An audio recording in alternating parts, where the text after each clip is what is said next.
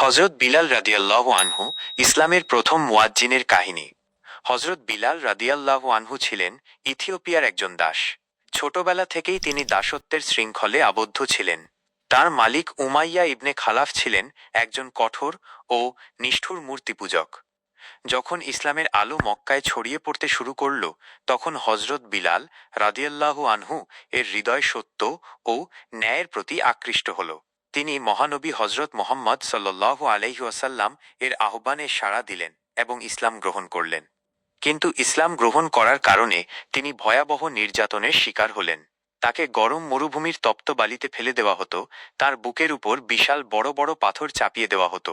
তবুও তিনি ধৈর্য ধারণ করতেন এবং শুধু উচ্চারণ করতেন, আহাদ আহাদ, অর্থাৎ এক আল্লাহ এক আল্লাহ। তার এই অটল ঈমান দেখে সাহাবীগণ গভীরভাবে প্রভাবিত হয়েছিলেন। অবশেষে হজরত আবু বকর সিদ্দিক রাদিয়াল্লাহু আনহু তাকে দাসত্ব থেকে মুক্ত করে দেন। এরপর হজরত বিলাল রাদিয়াল্লাহু আনহু ইসলামের প্রথম মুয়াজ্জিন হওয়ার মর্যাদা লাভ করেন। তার কণ্ঠে আজান ছিল হৃদয় কাড়া, ঈমান জাগানিয়া এবং অত্যন্ত প্রভাবশালী। রাসূলুল্লাহ সাল্লাল্লাহু আলাইহি ওয়াসাল্লাম তাকে অত্যন্ত ভালোবাসতেন।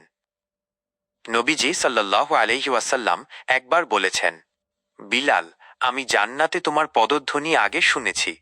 শিক্ষা। হজরত বিলাল রাদিয়াল্লাহু আনহু এর জীবন আমাদের জন্য এক অনন্য শিক্ষার উৎস। দুনিয়ার কষ্ট যত বড়ই হোক না কেন, ঈমানের শক্তি তার চেয়েও বড়। আল্লাহর একত্বের উপর দৃঢ় বিশ্বাসী আসল মুক্তি। ইসলাম দাস প্রথা ভেঙে দিয়ে সবাইকে সমান মর্যাদা দিয়েছে।